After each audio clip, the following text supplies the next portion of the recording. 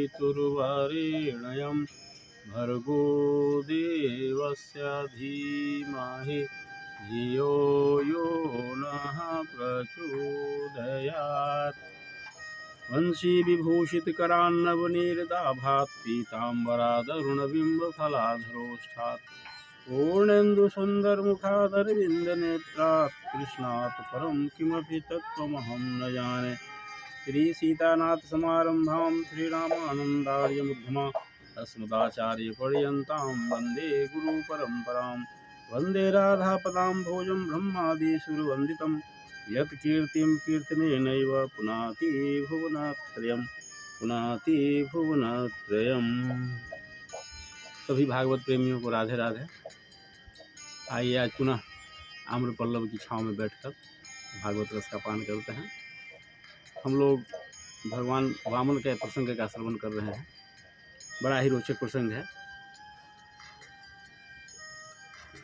आगे की कथा है कि बाली ने अपना सिर दे दिया भगवान को तीसरे पैर रखने के लिए और भगवान से कहा कि मुझे राज्य च्युत होने का, राज्य छूट जाने का मुझे कोई दुख नहीं है, न कोई भय है। पास बंधन में बंध जाने का भी कोई भय नहीं है। आपने मुझे वरुण पास में बांध लिया, मुझे इसका भी कोई भय नहीं है। केवल मैं अपकीर्ति से डरता हूँ। मैंने अपने गुरु की बातों को भी त्याग दिया कि उन्होंने कहा था कि तुम अपना वचन वापस ले लो 3 पग भूमि देने का, लेकिन इससे मेरी अपकीर्ति होती, तो मैं केवल अपकीर्ति से डरता हूँ। और भगवान आप तो कृपालु हैं, आप तो पूर्ण ब्रह्म हैं, परमात्मा हैं। आप सब जानते हैं कि आप मदांधों को दृष्टि प्रदान करते हैं। सारे मनुष्य मदांध होते हैं। कोई जवानी के मद में अंधा है, कोई धन के मद में अंधा है, कोई सुंदरता के मद में अंधा है, कोई किसी मद में, कोई पद के मद में अंधा है। पद वाले लोग तो ज़्यादा ही अंधा हो जाते हैं। कोई राजा बने, मंत्री बने, संतरी बने तो ज़्यादा मदांध हो जाते हैं। बड़े पद पर जाने के बाद मनुष्य ज़्यादा ही कुछ मदांध हो जाता है। तो उन मदांधों को आप दृष्टि प्रदान करते हैं, उसको एहसास कराते हैं कि सत्य कुछ और है। तो आपने हमारा सब कुछ लेकर हमें भी दृष्टि दिया है, हमारी आंखें खोल दी है। नहीं तो मैं भी तो मदांध हो गया था सब की तरह। और आप परमेश्वर हैं, आप ही असली गुरु हैं। और आगे कह रहे हैं कि भगवान आप तो बड़े कृपालु हैं, आपके प्रति जो बैर भाव रखता है उसको भी आप जोगियों की तरह पद देते हैं। जो पद जोगियों को मिलता है वह पद अपने से बैर भाव रखने वालों को आप देते हैं। ये सुनने में बड़ा विचित्र लगता है। रावण, कंस, ये सब क्या थे? ये सब भगवान के प्रति उनके मन में बैर भाव बैठा हुआ था। रावण ने तो स्पष्ट कहा, रामचरितमानस में लिखा बाबा ने कि सहज पाप प्रिय तामस देहा जथा उलूक ही तम पर नेहा। ये हमारा जो रावण कह रहा था कि हमारा जो शरीर है कि वह सहज तामस प्रिय है, इससे तो भजन होगा नहीं। सहज तो हम कैसे करें? भगवान के आखिर हम चिंतन कैसे करें? इससे कोई भजन होगा नहीं। तो क्यों ना हम बैर भाव ठान लें। जैसे उल्लू को अंधकार से प्यार होता है, उसी तरह से हम तमोगुणी हैं। हम तो तमोगुण से ही प्यार करने वाले हैं, तो हमारा कल्याण कैसे होगा? तो क्यों ना भगवान के प्रति हम बैर भाव ठान लें।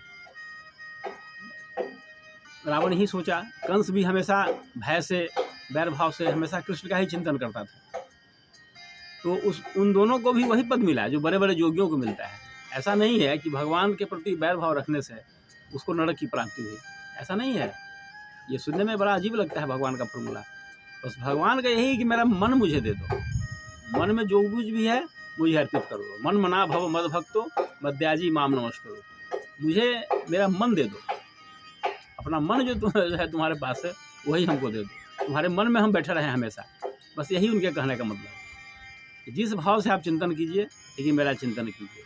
आप मित्र के रूप में कीजिए, शत्रु के रूप में कीजिए, हितैषी के रूप में कीजिए, पिता के रूप में कीजिए, पुत्र के रूप में कीजिए, जिस रूप में करना हो कीजिए, लेकिन मन में बैठा के रखिए भगवान। तो उसको जोगियों का पद मिलता है। यही चीज़ हुआ। कंस हमेशा भय से, बैर भाव से कृष्ण का चिंतन करता था, तो उसे परम धाम की प्राप्ति हुई। रावण की भी यही स्थिति थी। कहा ना कि तो मैं जाई बैर हठ करी हूँ, प्रभु सर प्राण तजे भवतरी हूँ। जानबूझकर हम बैर करेंगे भगवान से, रावण ने सोचा था। यही चीज़ हुआ। यस्मिन बैरानुबंधेन रूढ़ेन विबुधेतरा बहवो लेभिरे सिद्धिम यामु है कांत योगिना।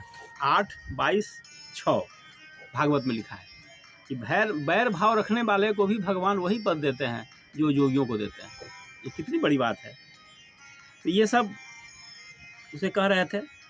इसी बीच प्रहलाद जी जो उनके दादा थे बलि के, वे भी वहाँ पर आए, बिल्कुल पार्षद की वेशभूषा में, भगवान के पार्षद बन करके आए। और उन्होंने देखा कि वहाँ भगवान है, वहाँ पर भगवान विराजमान है। तो उन्होंने भगवान की प्रार्थना की और ऐसा कहा कि भगवान आपका देना जितना सुंदर है, लेना भी उतना ही सुंदर है। आप देते हैं किसी को, वह भी अच्छा लगता है, और भक्त से सब कुछ ले लेते हैं, वह भी अच्छा लगता है। तो जैसा देना सुंदर, वैसा लेना सुंदर।